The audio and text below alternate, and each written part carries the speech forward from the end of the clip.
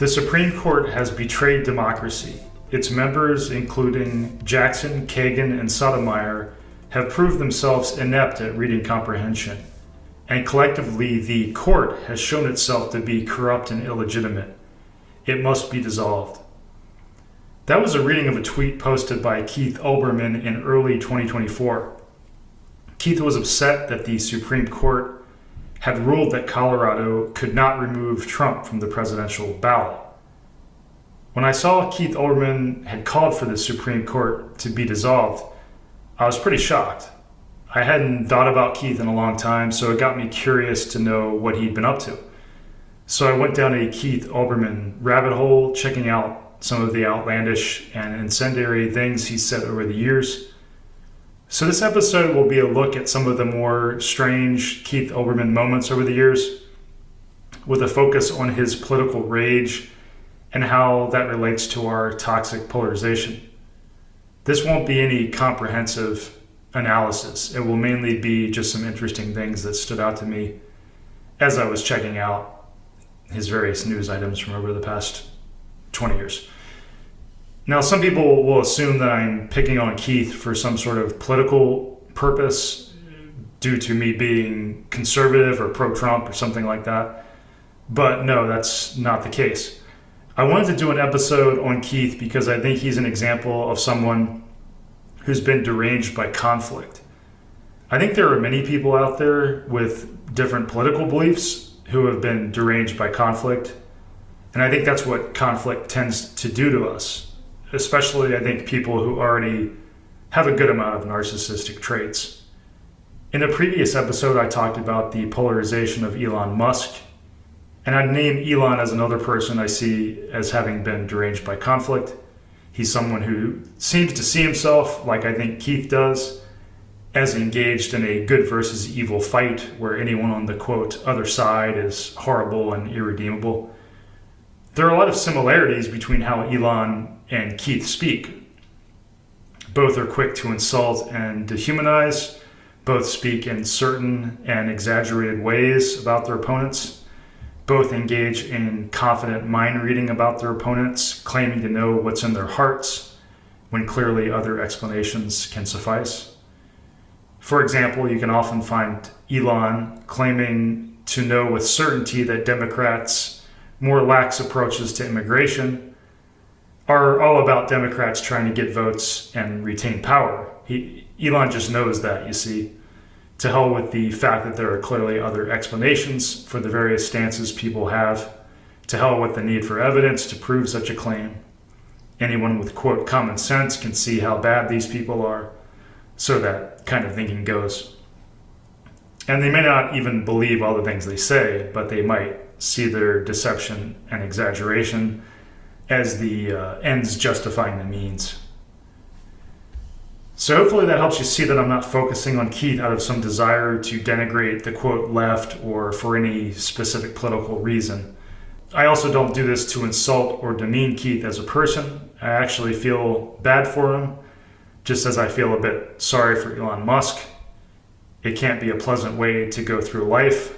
But then again, maybe it does seem exciting to them as they've convinced themselves they are the hero in their own exciting good versus evil story.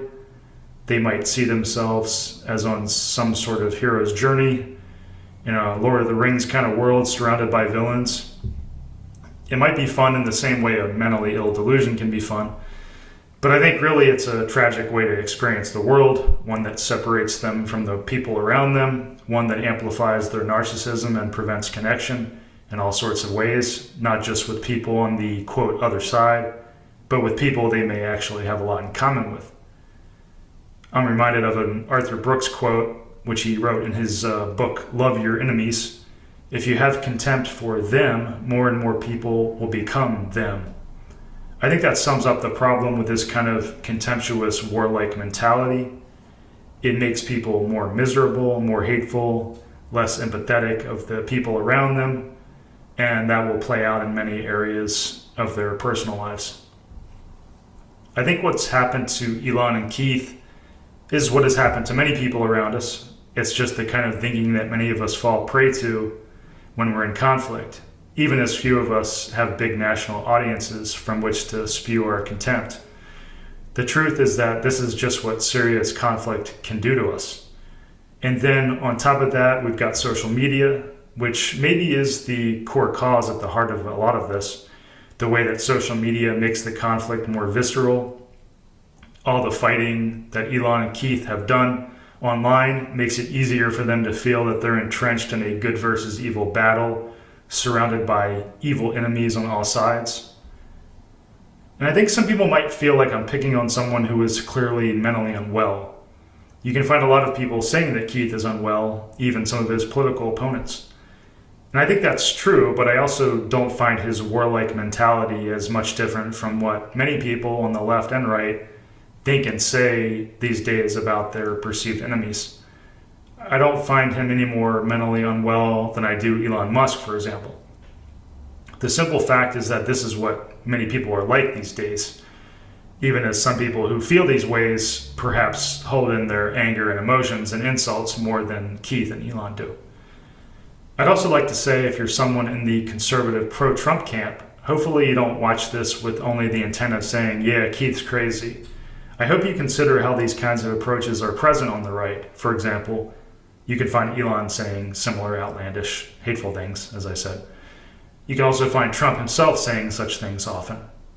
Now, obviously, you believe what you believe, but I hope you are able to see that there is plenty on the Republican side to agitate and disturb people in these areas, and to make people think these guys are out of their minds, in the same way that many people think Olbermann is out of his mind. Having said that, I also know the defense from the Republican side would go something like, but Trump and Elon and others are just responding to such things on the left. That is why they are like that. And I myself even had a previous episode trying to get liberal and anti-Trump people to have more cognitive empathy for Trump voters and even for Trump himself in terms of seeing the many overly pessimistic and insulting things that are thrown their way from liberals. I realize that we all make excuses for these things on both sides. That is the nature of conflict. We justify why it's okay when we or our side does these kinds of things. But that's the problem. We all just keep justifying these things and going, well, what about this stuff over here on the other side? And it all just keeps getting worse. I just hope a lot of people watching this, no matter their political beliefs, agree that these things are problems, no matter who does it. If you like the themes in this video, please consider checking out one of my books on polarization, which you can learn about at american-anger.com, or sign up for my Substack, which you can find at diffusingamericananger.substack.com.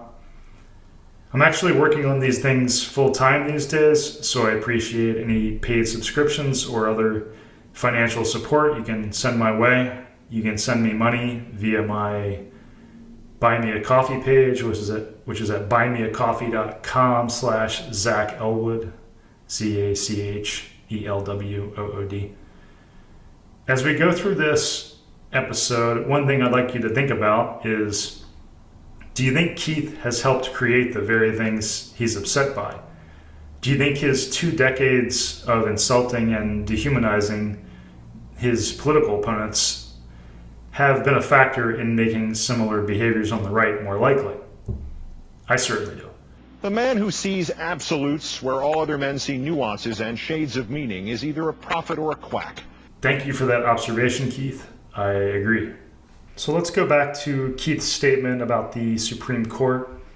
In March of 2024, after the unanimous ruling by the Supreme Court that said Colorado couldn't remove Trump from the presidential ballot, Olbermann wrote his post on Twitter about wanting to dissolve the Supreme Court. Now, keep in mind that was unanimous. Keith is basically saying that there was no legitimate reason why the entire Supreme Court, including the ones seen as liberal-leaning, would vote that way. He allowed no room for disagreement. And that's the wild thing about what polarization does to us. It makes us highly certain, highly team-based in how we think about the world. Does Keith really believe there were no solid reasons for all the judges to vote the same way? Or does his rage and frustration just lead him to speak in extreme and superlative ways? I don't pretend to know, but either way, it's what we see a lot more of from people when they're highly emotional and in conflict.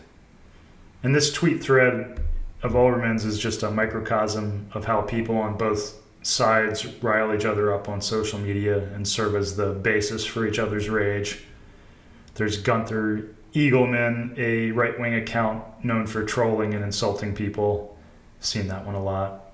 He wrote, "Cry more, 9-0, referring to the unanimous ruling of 9 justices. Keith responds, "Those aren't tears, fascist. They're urine. I'm sure you enjoy being bathed in it." So yeah, just a lot of maturity in that thread. Let's go to this show, The Young Turks. They have a video called "Sink Reacts to Keith Olbermann's Idiotic Post." And this is a politically progressive show if you're not familiar with it. Must be dissolved. So there you have Keith Olbermann arguing that a major part of our system of checks and balances should absolutely be dissolved because they had a unanimous decision that he didn't like. Insanity. Yeah, so I think he's lost his mind. Totally. Egregious. Okay, and I have that conversation. But in this case, they were unanimous for a reason, because no one adjudicated Trump to be an insurrectionist other than random Democrats in 2 or 3 states. That's not how the process works. That's not how the process should work. But guys like Olbermann, who are blue MAGA, have lost their minds. That's why you call them blue MAGA, right? Red MAGA thinks Trump won the 2020 election, et cetera, so they lost their minds in that way. It detached from objective reality. And blue MAGA is just as detached. Poll after poll after poll. At some point, you have to maybe accept reality. And that's part of the problem, Cenk. We have a growing group of people on both sides who just do not want to accept reality.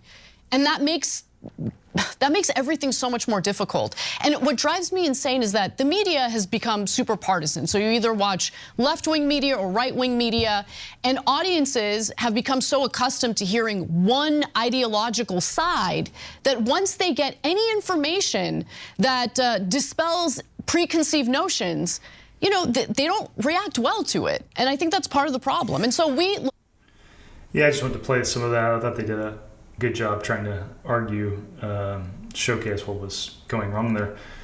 And this was actually the second time, at least the second time that I know of, that Keith has called for dissolving the Supreme Court. Another time was in 2022 in response to the court's ruling overturning New York's concealed carry restrictions. And there he said, "It has become necessary to dissolve the Supreme Court of the United States. The first step is for a state, the court," he always puts court in quotes as if it's not a real court. "The first step is for a state the court has now forced guns upon to ignore this ruling. Great, you're a court. Why and how do you think you can enforce your rulings? Hashtag ignore the court." Yeah, the following is from a Fox News article about that in 2022. Olbermann's strong rhetoric brought intense mockery from conservatives, with online critics saying he sounded unhinged and also taking exception to his call for lower courts to ignore the ruling. "Sounds kind of insurrection-y," Keith Substack writer Jim Treasure quipped. So over the last few years, Keith's audience has dwindled a lot. He now seems to reach some tens of thousands of people on his YouTube channel and other social media, whereas he used to reach millions years ago when he was on primetime TV. To give you a sense of the kind of incendiary stuff Keith shares, here's one clip from October of 2024.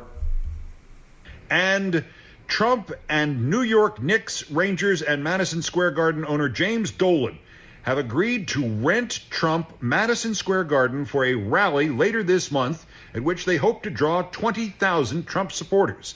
If this sounds vaguely familiar, it should. In February 1939, the Nazis also rallied at Madison Square Garden and drew 20,000. The problem for the Nazis was, and it might be the problem for Trump and especially this idiot Dolan, that in addition to the 20,000 Nazis inside Madison Square Garden, there were 100,000 anti-Nazis outside Madison Square Garden. We'll see you there October 27th. In the copy for that post, he refers to the rally as a Trump-Nazi rally. Almost seemed too like he was trying to encourage people to go out and counter-protest there in a subtle kind of way. But Keith often compares Trump to Hitler and his supporters to Nazis. Here's one from November of 2024 after Trump's election, in which he tells Hispanic Trump voters that Trump will come after them eventually, even if they're legal citizens. He will deport people from the same place you or your folks are from. He will deport people who have the same names you do. He will deport your relatives and friends, and when he runs out, he will change the laws, and he will deport you and your parents and your children. He goes on to say this about Stephen Miller, who is Trump's immigration advisor. Originates from all of that. So he hates Hispanics exactly the way Hitler hated Jews. And Trump, who hates them but less fervently, because hating them takes time away from talking about himself. He listens to Stephen Miller, and he hears more votes. And not only does he get elected president while his brains are draining out his ears like a runny yeast infection, but the very people he is going to torture and deport vote for him. After Trump's election, Keith could be found saying that the Russians had stolen the election, which was the same thing he did in 2016. This is from a YouTube video from November 2024. Russia has committed an act of war against this nation and our form of government. We were attacked last night, as certainly as if they came across the borders, or as if they had bombed polling stations, 40 or more polling stations, 32 Russian-origin bomb threats just in Fulton County, Georgia alone. And what are you going to do about it, President Biden? What are you going to do about it, Merrick Garland? Or are you, Merrick Garland, in another coma? After Trump's election in 2016, Keith said the following. We are at war with Russia. Or perhaps more correctly, we have lost a war with Russia without a battle. We are no longer a sovereign nation. We are no longer a democracy. We are no longer a free people. We are the victims of a bloodless coup. So far, a bloodless coup engineered by Russia with, at best, the traitorous indifference of the Republican Party and Donald John Trump, a man who, to borrow a phrase from another December long ago, will live in infamy. He said he was certain that Russia had gotten Trump elected. The following's from a video he made that around that same time. One thing to read that your country's intelligence services believe that government-backed attackers tried to influence the outcome of the presidential election, or that government-backed attackers tried to access the voter registration rolls of at least 20 states. But let me assure you, it is quite another thing to see the red stripe across the screen of your laptop put there as warning by people who are anything but amateurs in this field, suggesting that those government-backed attackers are now targeting you. That protected... Yeah, the description for that on the GQ Facebook site where that video was says, Keith Olbermann explains why he's 100% sure the Russian government put Donald J. Trump in the White House.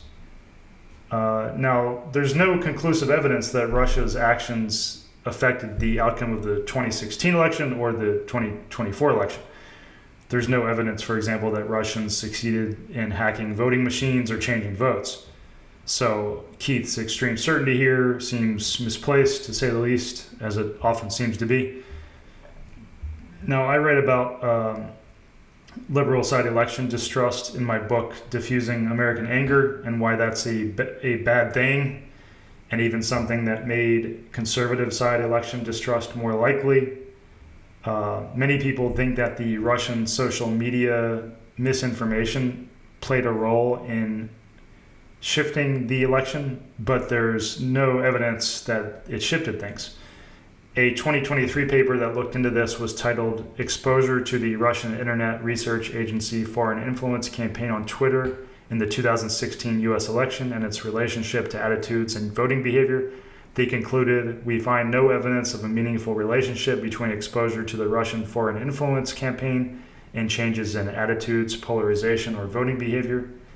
In a New Yorker article about the idea that Russia influenced us, Brendan Nyhan, a professor of public policy, argued that though the number of Russian-sponsored messages during the 2016 campaign might sound alarmingly large, the universe of information that most voters are exposed to is so vast that the impact of fake news and other malicious online misinformation is diluted. He noted Twitter, for instance, reported that Russian bots tweeted 2.1 million times before the election, certainly a worrisome number, but these represented only 1% of all election-related tweets and 0.5% of views of election-related tweets. He concluded it's hard to change people's minds. Now, some people may disagree, but the point is that there are knowledgeable people who do not think Russia succeeded at having a significant impact on the 2016 election. And that fact shows that highly certain takes that they did are opinions and are not conclusive. Also, as I talk about in my book, Diffusing American Anger, it could be that Russia's primary goal was simply to make us distrust elections as a way to increase animosity and destabilize us. It would be difficult for Russia to actually impact our election. It's a lot easier to get a country to distrust their elections by making it obvious you've tried to manipulate the election. So when we allow our animosity and distrust to lead us to too easily believe and spread the election was rigged type ideas, as Keith has done, we might be basically doing exactly what Russia hoped we would do. And our election distrust will in turn trigger more election distrust. Our opponents will be more likely to think, well, they did it too, so you can't judge us for that. I won't spend a lot of time in this video debunking Keith's incendiary and highly certain claims, as there are so many of them, but I thought this was a good spot to show just one example of how, for many of Keith's incendiary takes, emotion and unreasonable certainty seem to play a big role. Back in 2017, Keith also said that he was certain that the Trump campaign had colluded with Russia. The title of this video, which got more than 387,000 views on YouTube, was Case Closed, Collusion Has Been Proven. 4 titanic facts have now emerged. Their importance cannot be overstated. The conclusion they lead to cannot be avoided. We have all been right. All this time, the essence of the conspiracy case against Donald Trump, his presidential campaign, his presidential administration, and the government of Russia has, for all intents and purposes, been proven.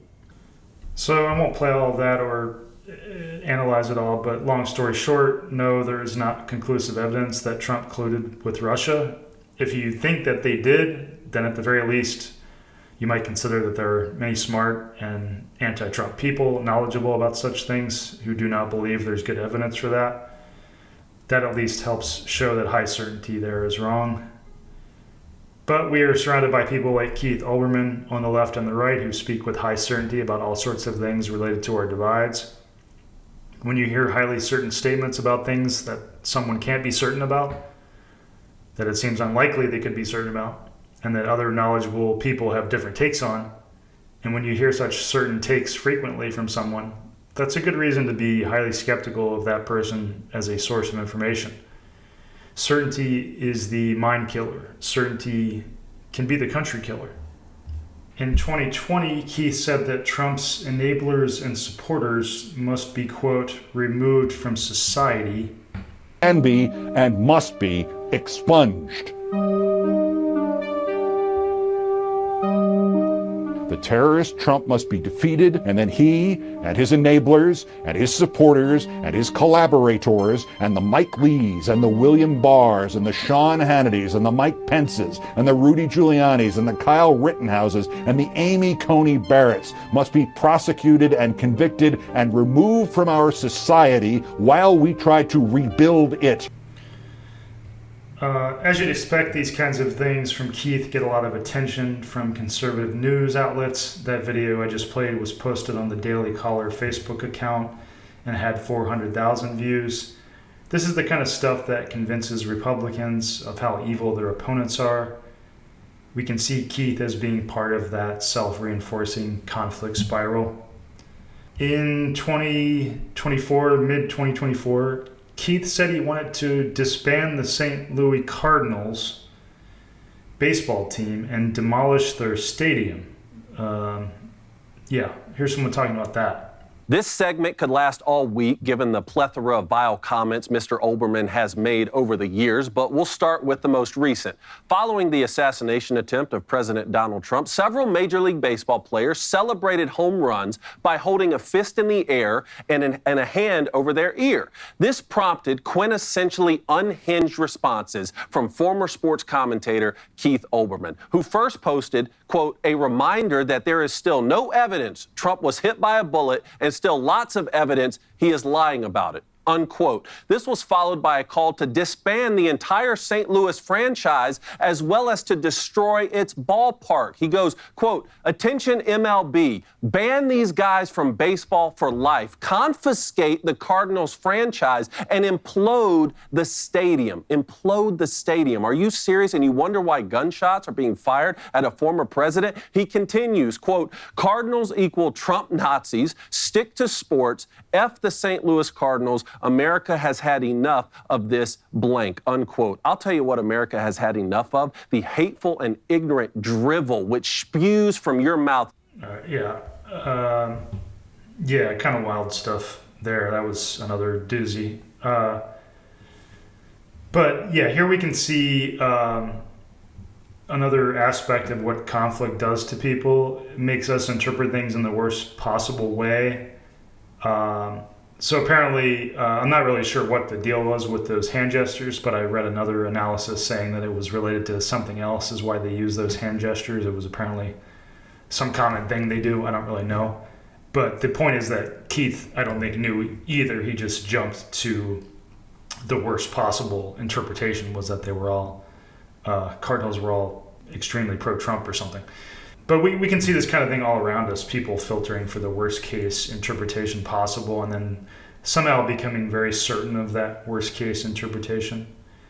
Another way to think about this is there's the thing called negativity bias, which is our tendency to focus on negative things, which is, I think, as Travis Monteleone has written about, who writes about polarization, he puts polarization down to being at heart about negativity bias, our tendency to continually filter for negative things, and our views of the other side get worse, and views of things happening around us get more and more pessimistic and so on. And I think he's right there, fundamentally, at a core level. It is about our negativity bias.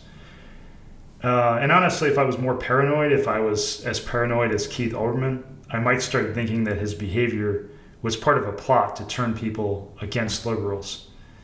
Maybe Russia has incriminating dirt on Keith, and they're forcing Keith to say these things to increase support for Trump.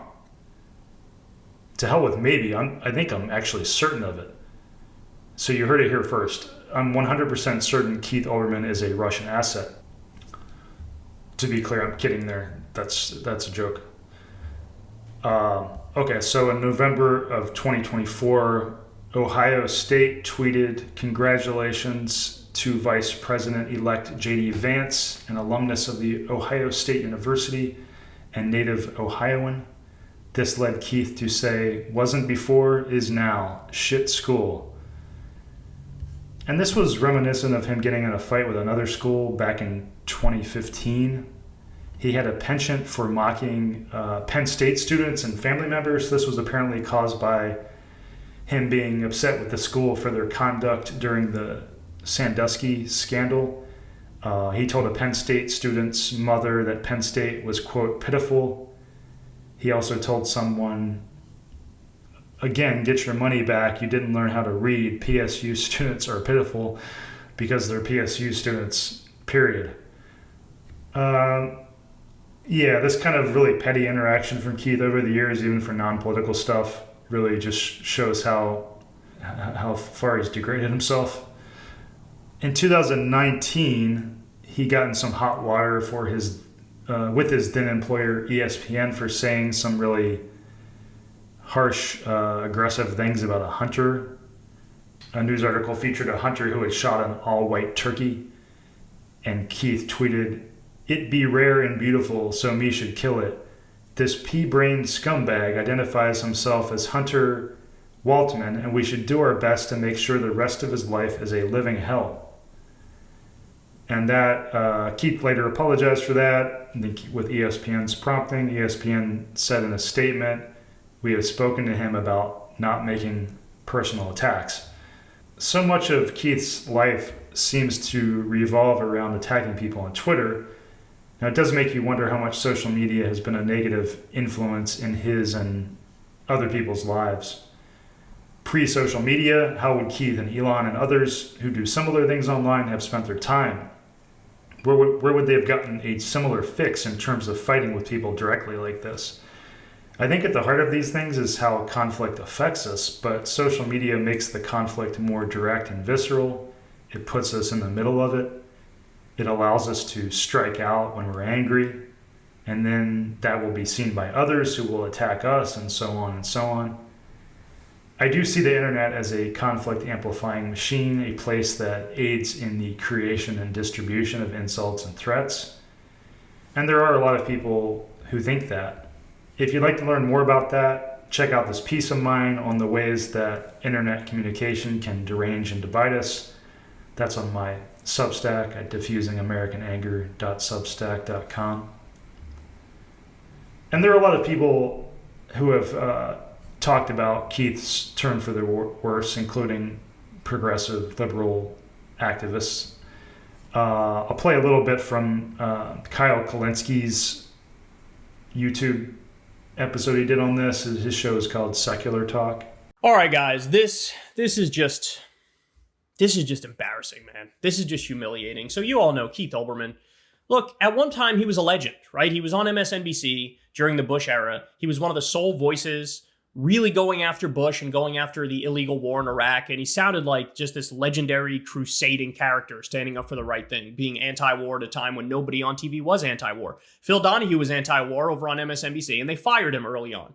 It took Keith Olbermann years later to come up and start making the same arguments, and he had a decent following at the time. He got some good numbers, so they allowed it to continue, right? But one of the things you always heard, whispers behind the scenes, is that Keith Olbermann is fucking crazy, that he's just a total nutcase. And everybody... Yeah, long story short, he basically describes Keith's fall from grace of being really respected to tweeting really idiotic things about Trump and stuff. So then he examined, the purpose of his video was to examine a specific thing that Keith had done, where what Kyle called a new low. Keith was trying to defend Biden after Biden's really horrible debate performance in last July, I think. So look, let me show you this right here. Here's the tweet. Today's YouGov CBS poll, should Biden stay in the race? Yes, 55% to 45%. Should Trump stay in the race? No, 54% to 46%. That says it all. Any effing questions? Now, if you just read that, you think, oh, okay, fair enough, decent point. Just wait for it. Wait for the specifics. So, should Biden be the nominee? That question was of Democratic registered voters. Should Trump be running for president? That's of all registered voters. So you see how he rigged the game? As it says here, and by the way, I don't even think he rigged the game. I just think he was breezing through this stuff and thought he found a gotcha and he tweeted it without actually really looking too closely at what he was posting. Characterizing the conclusions as yes, Biden should, and no, Trump should not, the former Fox Sports host wrote, that says it all. Any effing questions? But many users pointed out that the former Current TV host was not showing two sides of the... Okay, yeah, I think you get the idea. He was comparing two unlike surveys, basically. But this was interesting, too, for a very mature thing that Kyle did. It would have been easy for Kyle to ascribe Keith's behavior to very malicious motives that, for example, Keith was purposefully posting something untrue. But Kyle maturely does not do that. He sees that it's probably more likely that Keith's mind is just rattled, that Keith is acting too quickly, posting too quickly, is being highly emotional. So that's nice of Kyle to do that. I think that's something we rarely do for people, especially if there are political opponents.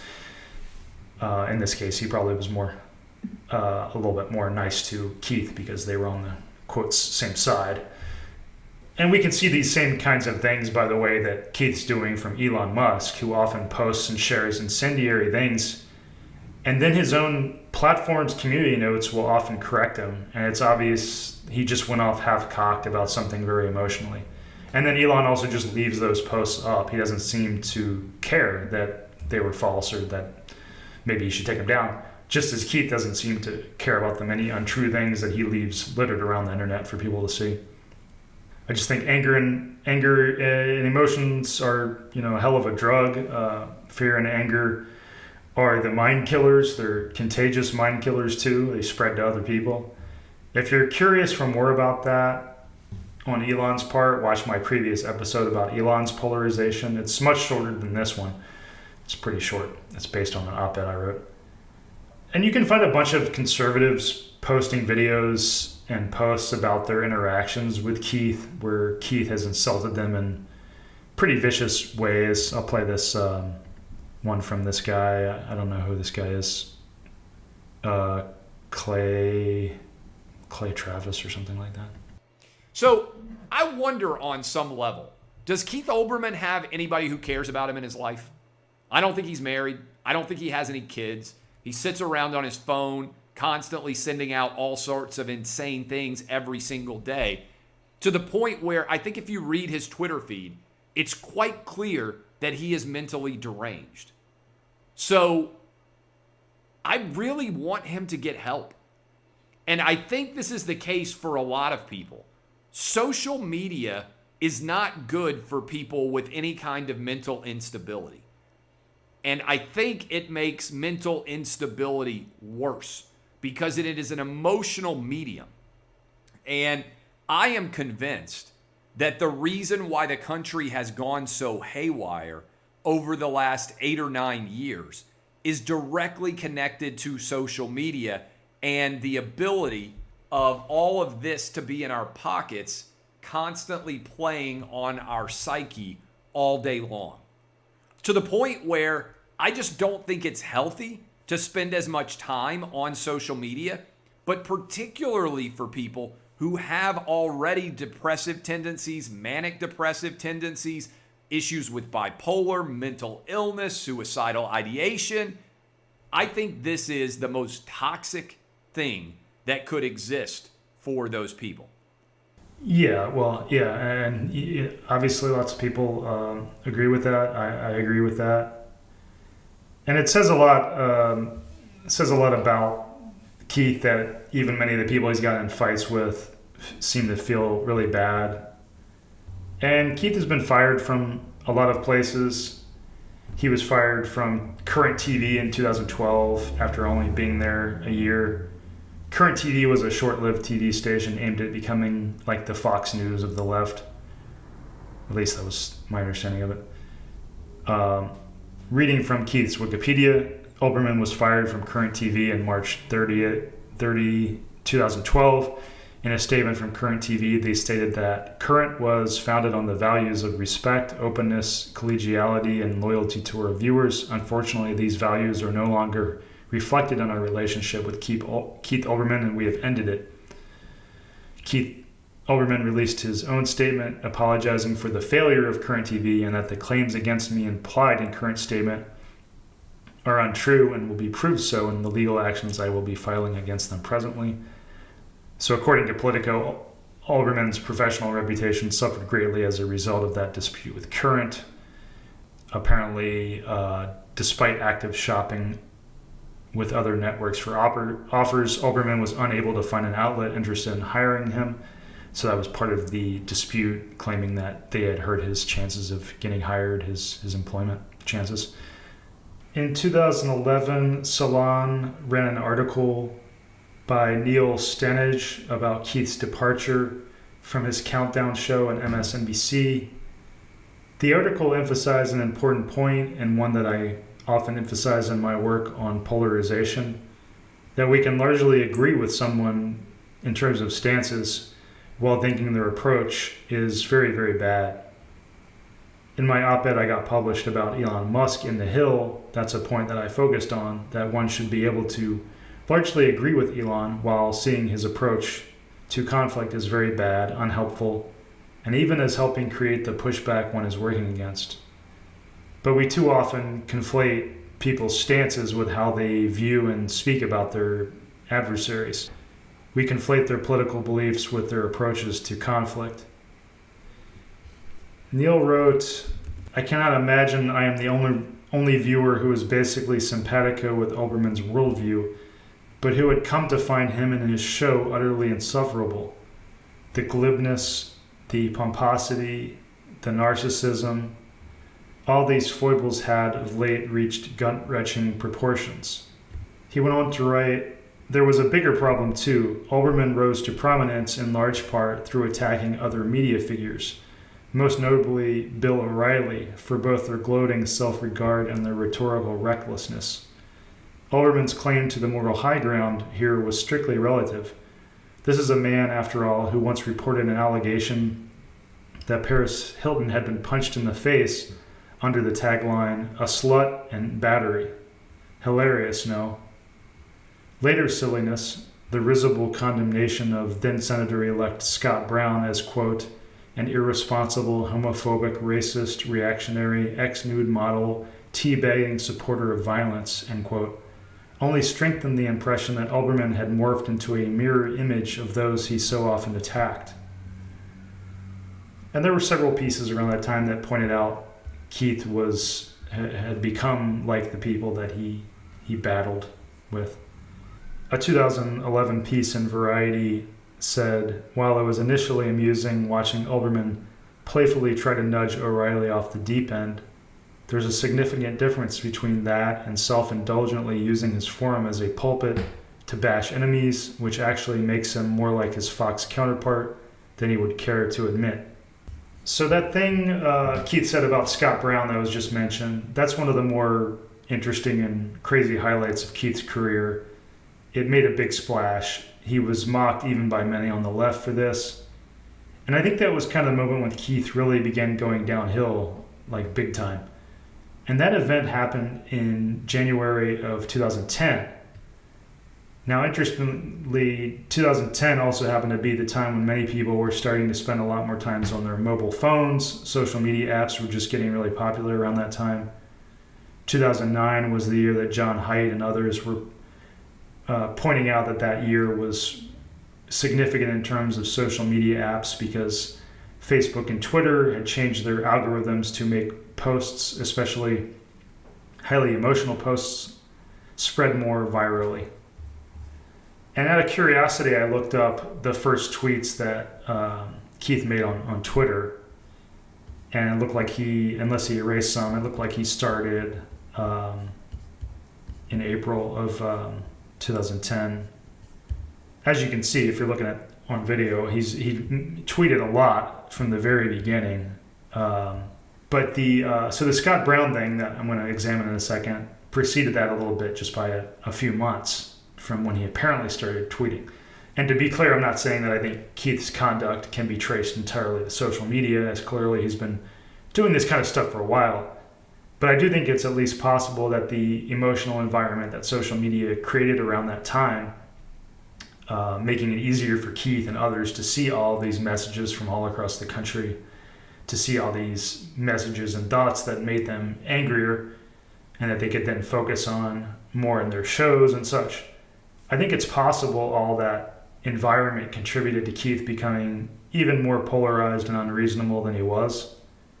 So yeah, looking back at those first tweets is kind of interesting because, I mean, I looked at the ones on for April 11th, like his second day of tweeting basically, and he had 70 tweets. And many of them were of the insulting variety. He just seemed to like, randomly replying to random people and lashing out at them. He really liked the engagement that social media provided, clearly. But if your instinct is to lash out at people often, as it's clear Keith's is, and if that in turn provokes people into often lashing back out at you, I think it's easy to see how that creates a pretty maddening experience. I think we've all experienced a little bit of that. But I think it's easy to see how these things can really amplify people's existing narcissism and us versus them mindsets and warlike instincts and such. So anyway, on to this Scott Brown thing. So in 2010, before the Massachusetts special election, Keith ran this segment about Republican candidate Scott Brown. And as a reminder, this was when Obama was president. Obama was elected 2 years before in 2008. It was also at the time when the Tea Party had become a thing, and Keith often lashed out at the Tea Party movement as being motivated largely by racism. So I'll play, I think this is worth playing Keith's clip in the entirety, or at least the most pertinent part about Scott Brown.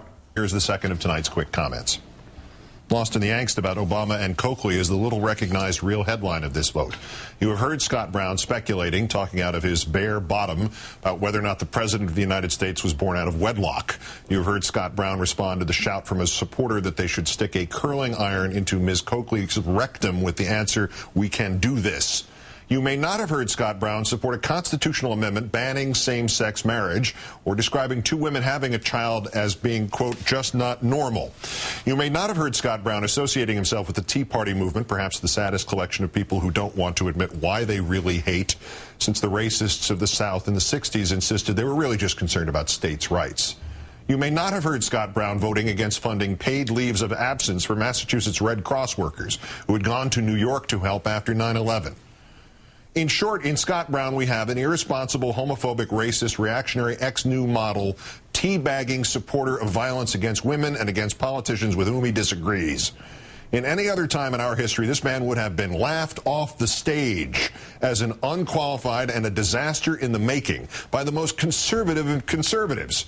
Instead, the Commonwealth of Massachusetts is close to sending this bad joke to the Senate of the United States. There's a lot to say about that, and more on that in a little bit, but long story short, Keith was really reaching for some unfair and extremely worst-case interpretations of many things there about Scott Brown, but more on that in a moment. But it was an egregious moment that led to many in the business, even on the left, criticizing Keith. Joe Scarborough, his colleague at MSNBC, called the comments reckless and sad. Various pundits criticized him. In March, Jon Stewart talked about this. He played Keith's segment and then talked about what Keith had missed. So I think it's worth including a good chunk of Jon Stewart's points as they help us see just how bad and biased Keith was behaving at that time. Obviously, with the stakes so high in this week's Massachusetts Senate race, emotions ran hot on both sides of the contest, peaking on election eve. In Scott Brown, we have an irresponsible, homophobic, racist, reactionary, ex-new model, teabagging supporter of violence against women and against politicians with whom he disagrees.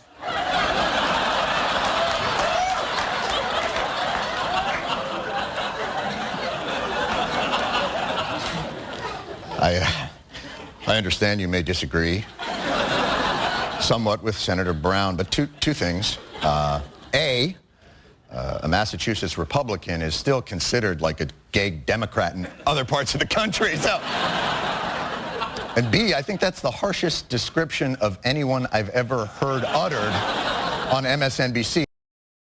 But all right, Keith, I understand it's emotional. You probably give it a day. You'll see you went too far.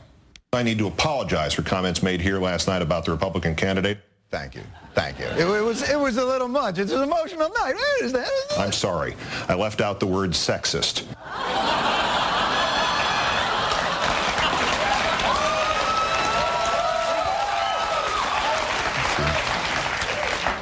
See, you're looking to plant your flag on this one. All right. Testify. I said Mr. Brown was an ex-nude model, specifically in the June 1982 issue of Cosmopolitan magazine. Wow. The focus, soft. The trail, happy. Point Olbermann. Next. I said Mr. Brown was irresponsible. Specifically, he swore at a hall full of high school students in 2007. Or, as they remember it, the best assembly ever. Okay, for those charges, I mean, I swear in front of an audience full of high school students every night. So now let's get into some of the harder charges. I said Mr. Brown was sexist. Specifically, 9 years ago, he said a woman Massachusetts state senator had, quote, alleged family responsibilities. That's it? 9 years ago, he said something I'm not even sure I understand? You think that's... Now, here's the capper, and perhaps the most damning allegation for a man who has 2 daughters that he clearly seems to love, that he supports violence against women. Specifically this past Sunday, when a man at a Brown rally shouted they should, quote, shove a curling iron up Martha Coakley's butt, Brown responded by answering, we can do this. Or, if that remark was unconnected to the shout, he never refuted, condemned, nor disassociated himself from the call to violence and even sexual assault. Come on! If I had to refute or disassociate myself from every offensive statement some jackass in my audience shouted out, I'd never get my show on the air. Go f*** yourself, you boy! We can do this! I won't play all of this, but you get the idea. Olbermann was, as he often does, really exaggerating the bad things one might be able to say about Scott Brown. I'll cut forward a little farther into Jon Stewart's segment. But now, you're just kind of calling people names. To wit, you said this of Joseph Isidore Lieberman, Democrat, Connecticut, a senatorial prostitute, of Roger Ailes, fat ass, Chris Wallace, a monkey posing as a newscaster, Rush Limbaugh, a big bag of mashed up jackass. And of Michelle Malkin, you said, a mindless, morally bankrupt, knee-jerk, fascistic, mashed-up bag of meat with lipstick on it, end quote. That, my fine feather friend, sounds a lot more like violence against women than anything Scott Brown ever said. So later that year, in 2010, Jon Stewart held his D.C. rally, which was called the Rally to Restore Sanity and or Fear. This rally was aimed at reducing toxic polarization, at trying to help people see that people like Bill O'Reilly and Olbermann, outlets like Fox News and MSNBC, were polarizing us and making us see the worst in each other. Regardless of the implementation, what one thought about how the rally played out, one should really appreciate the attempt by Jon Stewart to work on that problem. I think Jon was focused on the right thing and focused on it early. And sadly, way too few people heard the message. To many people then, just as today, when they're told this media environment is amplifying fear and discord, we need to do something, most people just have the reaction, well, yeah, the other side's media is horrible. I agree, they need to be stopped. There's very little actual contemplation of how there's a lot of blame to go around for these things, which I think you can examine and embrace it, that there's plenty of blame to go around, even if you think the other side is much worse. I think it's about seeing the ways that these things reinforce themselves. So at Jon Stewart's DC rally, they played a clip of media from people on the left and right that they saw as toxic. And that clip included a good chunk of Keith Olbermann's work. So this prominent feature of Keith that led to him suspending his Worst Person in the World segment on his Countdown show in November of 2010 in the interest of turning down the volume of hate and anger. But he defended the content of his show by claiming that MSNBC, which hosted Countdown at that time, differed from Fox News in that, quote, sticking up for the powerless is not the moral equivalent of sticking up for the powerful, end quote. But of course, this is how everyone justifies contemptuous rhetoric in any conflict. The other side is worse, so it's not the same as when I do it. There is a fundamental way that conflict makes us into hypocrites. The political philosopher Robert Talisse has a good segment in his book, Sustaining Democracy, about how conflict can make us into hypocrites. And I recommend Talisse's book. I think it's one of the better books on polarization. And so a lot of these things have a self-reinforcing aspect. When someone like Keith behaves contemptuously, they'll understandably be seen as hypocritical by their political opponents, which will increase their opponent's rage, and those people will be more likely to engage in contemptuous and hypocritical actions, which will increase people like Keith's rage, and so on and so on. So one kind of interesting detail is that Keith brought back his worst person in the world segment only 3 weeks after he said he'd get rid of it based on that criticism at that Jon Stewart rally. Two-story tonight. Tonight's worst persons in the world. The bronze to Greg Howard, 7th grade social. Keith pretty quickly determined that trying to reduce toxicity wasn't really something he was very much on board with. But what was that segment? This worst person in the world segment that he had. It was on his countdown show on MSNBC. It featured a variety of political opponents that Keith didn't like. Bill O'Reilly was often mentioned. Sometimes he was picked as the worst person multiple times in the same segment. And it sometimes featured random citizens doing stupid and baffling things. It had a humorous flair to it often. But I think the choice of that title for that segment really says a lot about Keith and what he's, the way he views the world. It's just such a maximally polarizing and conflict amplifying choice. So I was digging into the origins of that segment title, and I got Keith's book, which was also called, one of his books was The Worst Person in the World, came out in 2006. And in that book, he claims it was meant to be humorous. He references the comedy duo Bob and Ray having a bit that was called Worst People in the World. And so he kind of highlighted at the very beginning of that book the humorous historical nature of that, tied it into this comedy stuff. But it read to me as just kind of cover, as making excuses for Keith's very highly angry way of viewing all disagreements. I think he truly just wants to rouse righteous judgment. That's what he sees his role as being.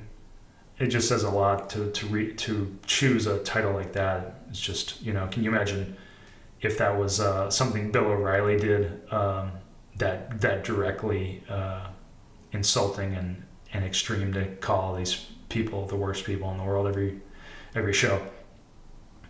Another interesting little trivia detail there is that Keith got the idea to do that segment initially in response to a critic harshly criticizing Tucker Carlson, who at that time was a colleague of Keith's at MSNBC. So yeah, the worst person in the world segment of Keith's started out due to a desire to defend Tucker Carlson, which I thought was a little interesting tidbit in terms of how things have changed and polarized in the years between then and now. So during G.W.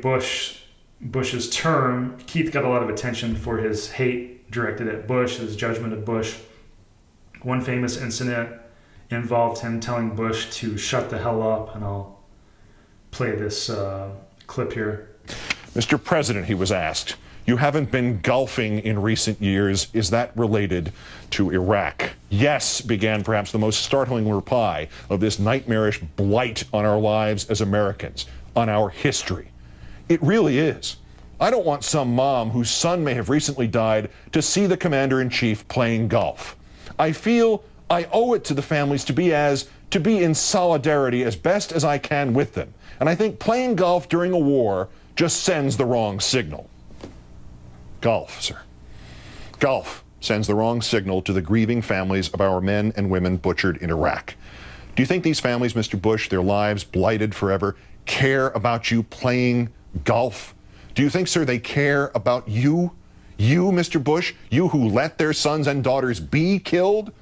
Sir, to show your solidarity with them, you gave up golf? Sir, to show your solidarity with them, you didn't give up your pursuit of this insurance scam, profiteering, morally and financially bankrupting war. Sir, to show your solidarity with them, you didn't even give up talking about Iraq, a subject about which you have incessantly proved without pause or backwards glance that you may literally be the least informed person in the world. And sir, if you have any hopes that next January 20th will not be celebrated as a day of soul-wrenching, heartfelt thanksgiving because your faithless stewardship of this presidency will have finally come to a merciful end, this last piece of advice. When somebody asks you, sir, about Democrats who must now pull this country back from the abyss you have placed us at, when somebody asks you, sir, about the cooked books and faked threats you foisted on a sincere and frightened nation, when somebody asks you, sir, about your gallant, noble, self-abnegating sacrifice of your golf game so as to soothe the families of the war dead, this advice, Mr. Bush, shut the hell up. Yeah, he goes on for quite a while. Obviously, I skipped through some of that. But again, here, we can see Keith taking the worst possible interpretation of Bush's words. I mean, I am no fan of G.W. Bush by any means, but he was asked directly about golf. He didn't bring it up out of the blue. He was being asked that by the interviewer. And you could respect him. You might even view his response as respectable because he was trying to be forthright about it. It seemed like he was genuinely trying to do something good and sensitive there, even if he arguably came off a little tone deaf. I just wonder, would we have preferred him to lie and deflect about his reasons for not playing golf? So, yeah, I just see this kind of thing around us everywhere, though, this tendency on both, quote, sides to reach for the maximally pessimistic interpretation of everything, large and small. And yeah, I see that as a self-reinforcing cycle of toxicity. You know, where's the empathy? Can't we try to empathize with and understand even people we very much disagree with? I think it's actually a pretty low bar. Yeah, in a 2008 New Yorker article about Keith that was titled One Angry Man, wrote about that. It said the Jeremiad against Bush was a signature Olbermann effort, the sort of stylized, mocking tirade that has lately made him a cable news sensation, the Edward R. Murrow of the angry left. Olbermann was pleased with the script, and the next day before going on the air with it, he posted excerpts on the liberal blog Daily Kos, which is a fairly good representation of the Olbermann fan base. The Cossacks wholly approved. You excoriated the bloody-handed warmongering imbecile. This country cannot survive without you. Dude, you've got a pair of steel ones. I'm going to print it out, hang it up, and memorize it. And MSNBC, the feedback was slightly more cautious. Olbermann's original script identified the, quote, cold-blooded killers as everyone at the Pentagon and in the Bush cabinet. When a colleague noted that that would include such relative moderates as Colin Powell and Defense Secretary Robert Gates, Olbermann modified the line. Phil Griffin, the senior vice president in charge of MSNBC, raised the matter of tone. Why did Olbermann need to end his commentary by telling the President of the United States to, quote, shut the hell up? Because I can't say shut the fuck up, that's why, frankly, Olbermann responded. The line stayed in. So Keith's countdown show on MSNBC ran from 2003 to 2011. As you'd imagine, it included all sorts of incendiary and insulting content and rhetoric, things similar to what we've examined thus far. One thing that stood out to me on watching a few of these segments, he was prone to picking out individual citizens' behaviors and holding them up as significant and worthy of political rage. Here's just one example. That's ahead, but first time countdown's number 2 story tonight. Tonight's worst persons in the world. The bronze to Greg Howard, 7th grade social studies teacher in the Jackson County school system of Florida. Last Friday, Mr. Howard asked not one but 2 and possibly 3 different classes about Barack Obama's call for change, and then explained to them by writing it out on the blackboard that change was actually an acronym for Can You Help a N-Word Get Elected?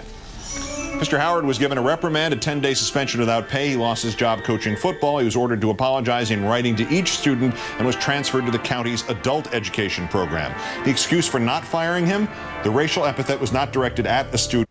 So yeah, I see a lot of this around us, this tendency to filter for the badness of our opponents, and then we'll hold these things up as significant even though in a country of 340 million people, there's just no shortage of horrible behaviors of random individuals. or at least things that can easily be criticized if they're not obviously horrible. So it just begs the question, what do the actions of individuals mean in a country of 340 million people? Are we at risk of blowing up, provoking too much rage based on individuals' actions? Should there be some responsibility to try to put such things in context and to say this was only one person in a large country? To be clear, I'm not saying we can't or shouldn't criticize bad things or that there can't be meaningful trends in behavior. But I do think there's this tendency to filter for these, one-off events, no matter how rare they are, by people on the right and left to build their narratives of the other side's craziness. You can see this a lot in Fox News, conservative media, where they pick out crazy actions of far left activists and things. Another thing that stood out watching some of those segments of Keith's were just how petty they were. I'll play one here. That we have a fixed news trifecta tonight. The Bronze, the weekend host Brett Baer and his producers. As he said, the high price of gas may be costing your kids some of their education. We'll explain here. This graphic appeared on the screen. That's right, while trying to blame the Democrats for the price of gas, thus by extension, blaming the Democrats for a negative impact on education, Fox misspelled the word education. As someone who's worked in TV news and knows how common such things are, it just struck me as so extremely petty for Keith to nitpick lower third misspellings for political points. Is just one of the more petty things I've seen in such a show. I mean, Keith would know more than anyone how common and meaningless those kinds of mistakes are. And one thing this reminded me of when I was going through these is this thing in psychology they call reactance, which is also called persuasive boomerang. Research has found that poor arguments that attempt to persuade someone, if those arguments are poor, that can inadvertently make people go the opposite way and be more committed to their beliefs.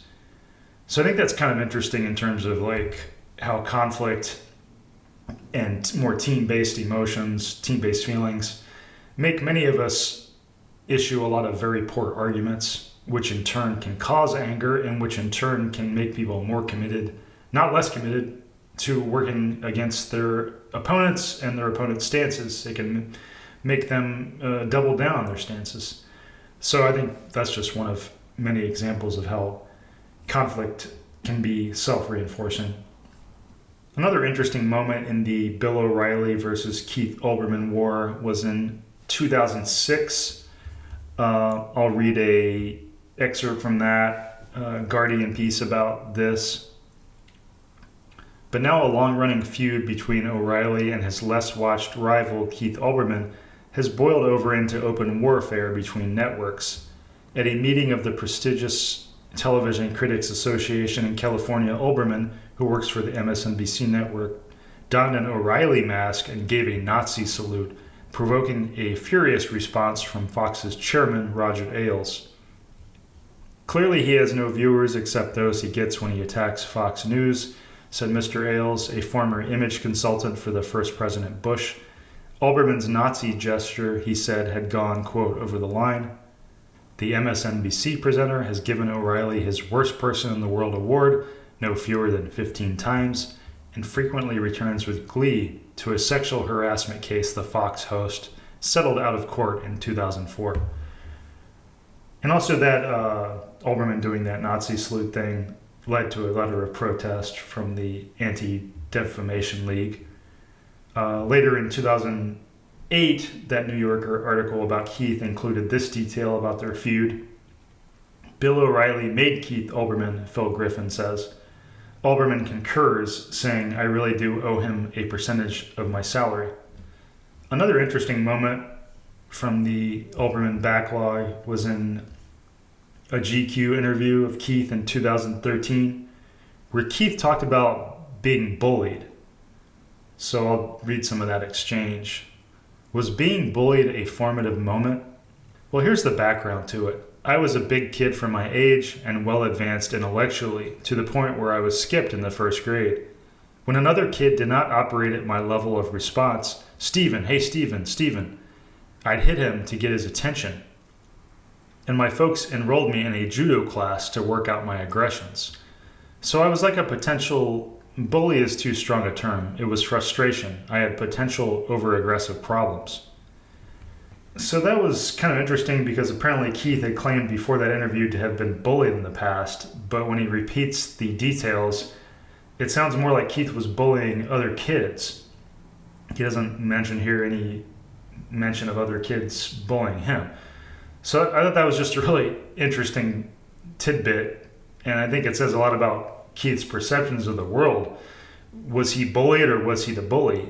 Did he maybe just not mention the ways he was bullied in this interview and he was actually bullied? I don't really know, and we probably can't know without more information. It was maybe a combination of both. I don't know. But it does seem like Keith is someone prone to always seeing himself as the victim and excusing his aggressive actions as justified retaliation for other people's perceived harm or disrespect to him. Another thing he said in that interview, he said, television is a mental illness. Wanting to be on television is a mental illness. Wanting to be president of the United States, wanting to be an actor, these are degrees of the same mental illness. If you need to be approved of simultaneously by more people that are in this room now, there's a problem. I don't know what would happen if television or fame stopped tomorrow for all the people who are pursuing it, what they would do. I suspect the idea of the zombie apocalypse is based on that. He continues, I'm going to eat your flesh unless you applaud me. And that's the predicate here of my own self-analysis. But you find yourself at various times in your life being fearful because you don't know how to function in some environment in which you're not being applauded by 1,000 people or more at once. So, yeah, that's just kind of an interesting detail, I thought, about him looking at the nature of wanting to be television famous.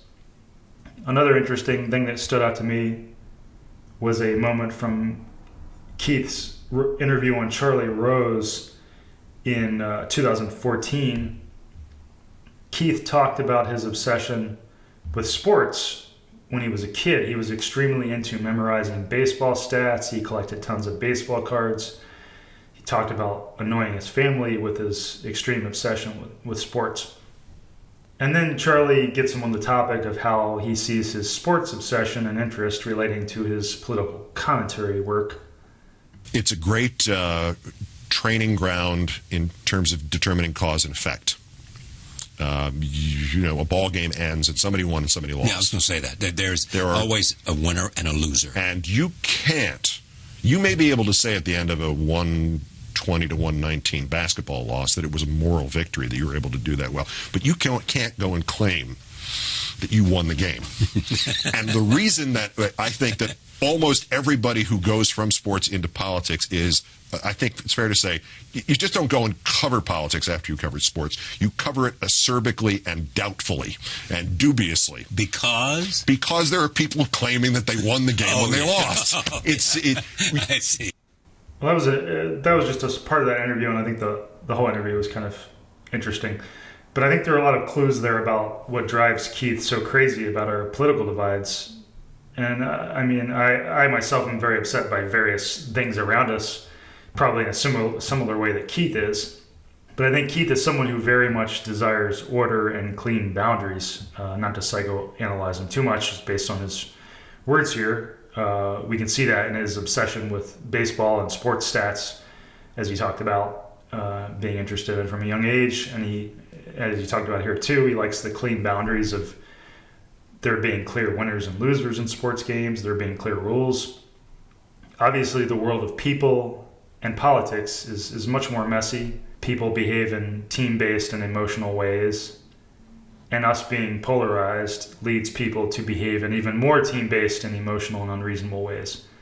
It leads to people not caring about or even enthusiastically jumping on board the bandwagon of things like Trump's promoting distrust of every election he's been involved in, really. No matter how unreasonable that behavior is and no matter how potentially damaging to the country it may be. Yeah, so clearly a lot of things about politics are irrational. Just as many aspects of the world of people are irrational. It's easy to see how deranging that messy world might be for someone like Keith. It's easy to see how there are real understandable things that can drive him a bit crazy. I mean, like I said, I'm often quite angry and upset about assorted things in the political realm. There are plenty of real and maddening things happening. But I do try to keep in mind that this is what people do. They get entrenched in these toxic cycles of conflict where they act more and more aggressively. They support more polarizing leaders when they're very angry. This is just kind of our thing as people.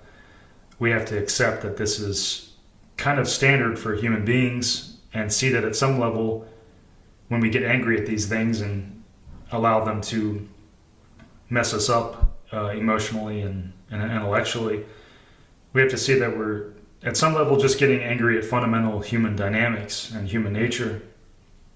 And that will help us see that how we react to our divides play a role in how our divides play out.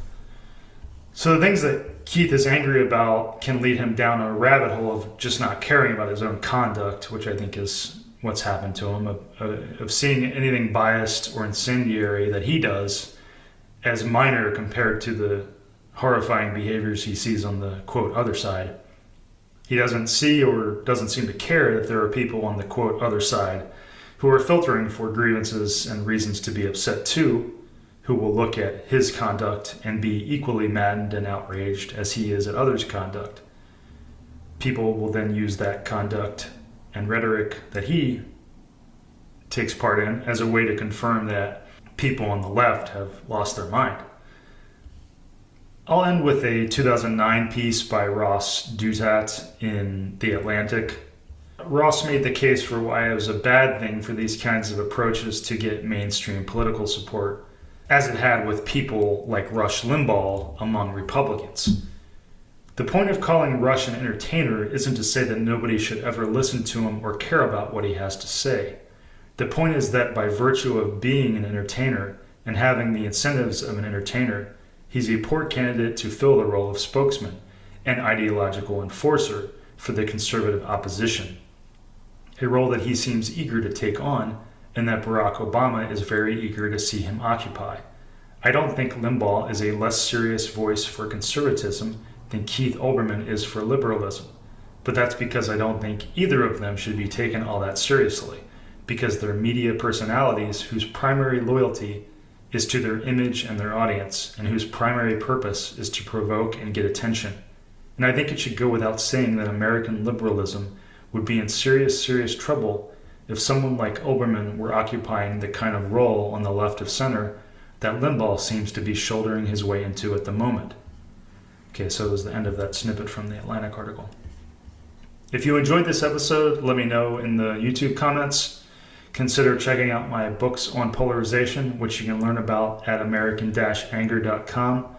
You can also sign up for a paid subscription to my Substack at diffusingamericananger.substack.com.